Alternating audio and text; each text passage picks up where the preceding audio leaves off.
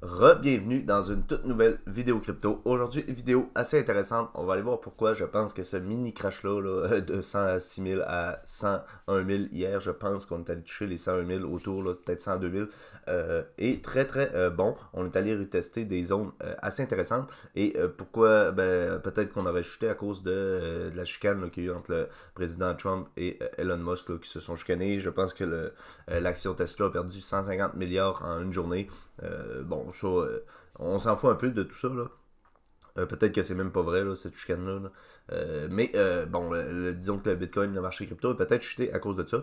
Vous allez voir qu'on est allé tester des zones assez intéressantes. Si on commence ici, donc avec le prix du BTC et la MA 50 et la MA 200, donc les lignes orange et bleu. La bleue, c'est la MA 50 et la jaune, orange plutôt, là, c'est la MA 200.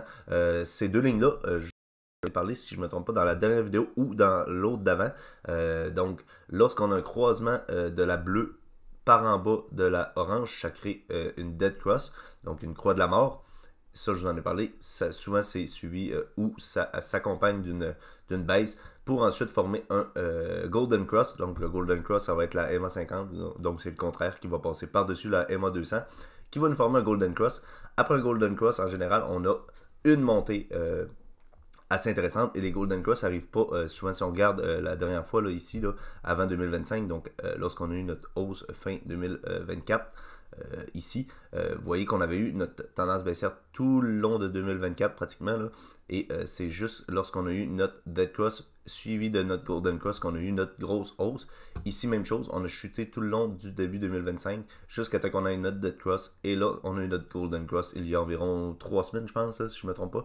Et après le golden cross, donc on avait eu une chute ici de moins 9,22%.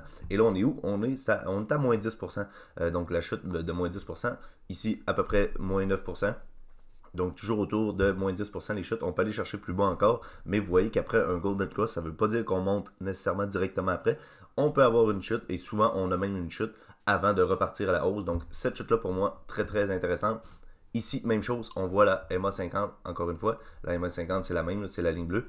On est venu la retester, donc on est dessus. La dernière fois qu'on a fait ça, en fait, cette zone correspond vraiment à une zone où le prix va se situer en général, là. Et vous voyez qu'on vient retester ça. Souvent, on va passer à la baisse, on va le rebriser à la hausse, on va venir la retester en tant que support et on va repartir à la hausse. Ici, on l'a un petit peu brisé à la baisse, on est venu la retester en tant que résistance jusqu'à temps qu'on la brise à la hausse pour ensuite venir la retester. Donc, c'est la première fois qu'on vient la retester depuis qu'on l'a brisé à la hausse ici. Ça correspond à cette zone ici. Là. Donc, on est venu la briser après notre dead cross. Donc, on a eu notre dead cross et ensuite de ça, on est allé rechercher donc par-dessus cette ligne-là pour venir la retester ici. Donc, la dernière fois qu'on est venu la retester après l'avoir rebrisé à la hausse, c'était ici. Là, vraiment, là, si on compte pas ces petites zones-là où on l'a pas vraiment brisé, là, ici, c'était plus au même niveau à peu près. Là, mais si on prend vraiment une cassure où on la brise, c'est là qu'on voit qu'après ce genre de retest-là, on a des prix qui montent vers le haut. Évidemment que monter, ça va vers le haut. Là. Donc, on a des prix qui montent.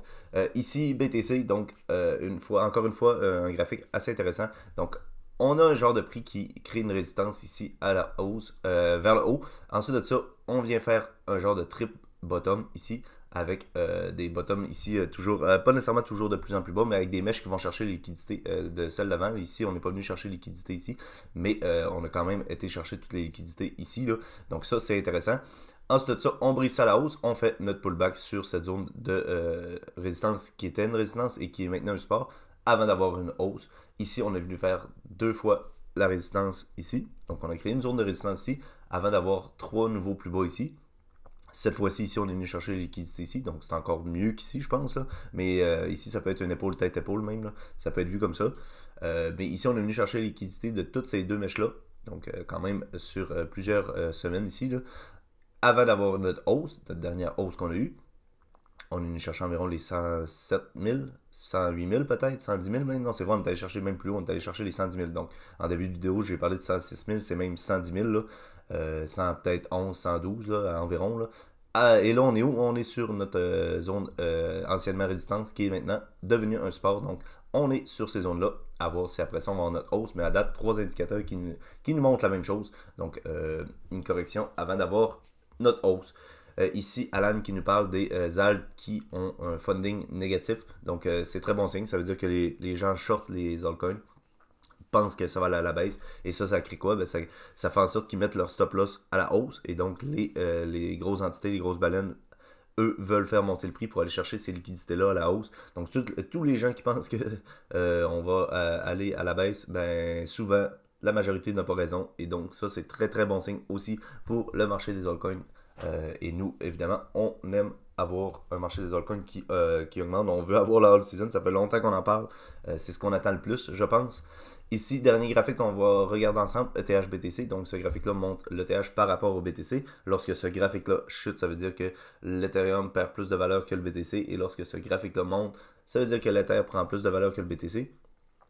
C'est soit ça, ou soit, par exemple, ce graphique-là chute, ben c'est le BTC qui prend un peu plus de valeur que l'Ether. Donc, ce graphique-là va quand même chuter.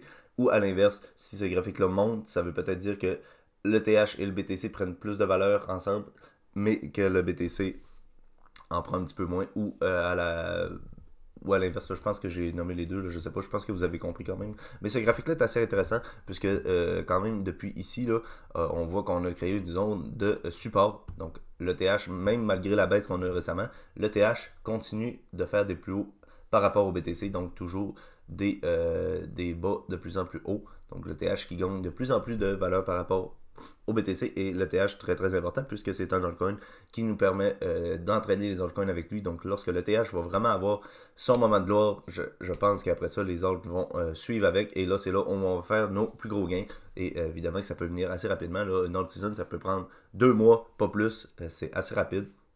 Donc, créez vos zones de vente tout de suite. Pensez un petit peu à votre stratégie de sortie, comment vous allez sortir, si vous voulez sortir, évidemment. Il y en a peut-être qui ont une stratégie beaucoup plus sur du long terme, mais je pense que c'est pas fou de sortir un petit peu de profit et de penser à en réinjecter, payer des impôts, évidemment, si vous êtes en gain. Et évidemment que nous, on va être en gain, on veut être en gain, et on travaille fort là-dessus.